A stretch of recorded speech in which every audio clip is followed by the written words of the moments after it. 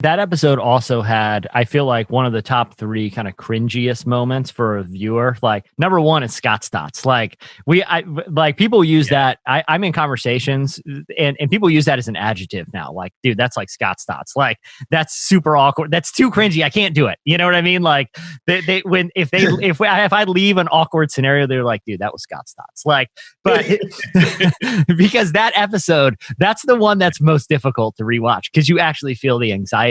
But I feel like the injury episode. Some people have said that we went too far there. But no, I still love it.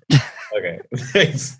Yeah, I have friends that are like, I can't. I'm like, dude, I still love it. But there's a scene in the injury that, talking about walking right up to a line. It's when he invites Billy Merchant, the proprietor of the landlord of the Dunder Mifflin office, Scranton, who's in a wheelchair, and Michael's trying to do an awareness thing about how insensitive everyone's being because he cooked his foot.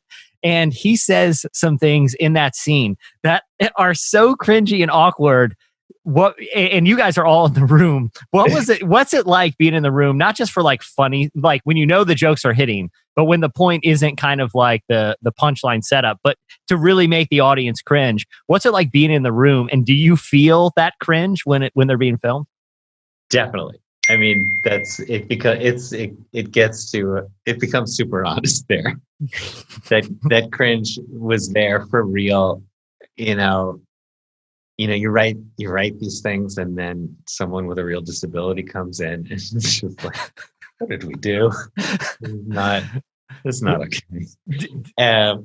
But another moment of real cringe was when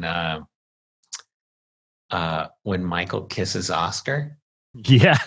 And that was not scripted to be like that. Yeah.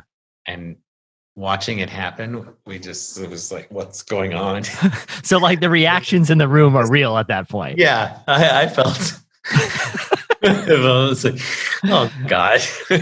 Did you guys ever, you mentioned like, oh, did we go too far? But The Office really was a boundary pushing show and was willing to talk about things like race and sexuality and, kind of things that I don't want to say are like taboo when primetime TV, but it was certainly taboo to, in a way, make light of ignorance and expose ignorance in the way that the show did. Like, it walked a really fine line.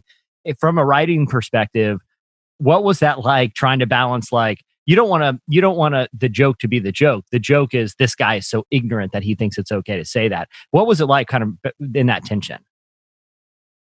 Yeah, that was the savior of the reaction shot, Yeah.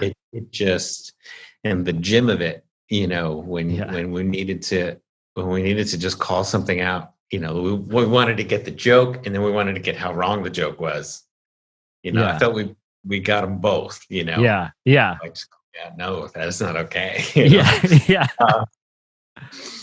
It was, within the honest reactions to it, it let us explore those boundaries. Yeah. And I really feel like all of the shows have aged well because they allow people to kind of talk about things without, like, I forget his name, the actor who was the moderator in the race episode early on.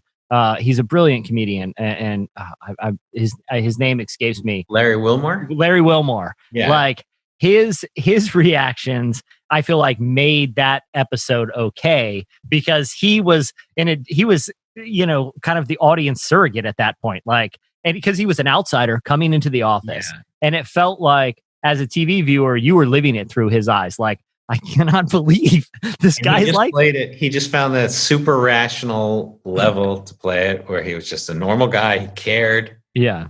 Yeah, it was so good.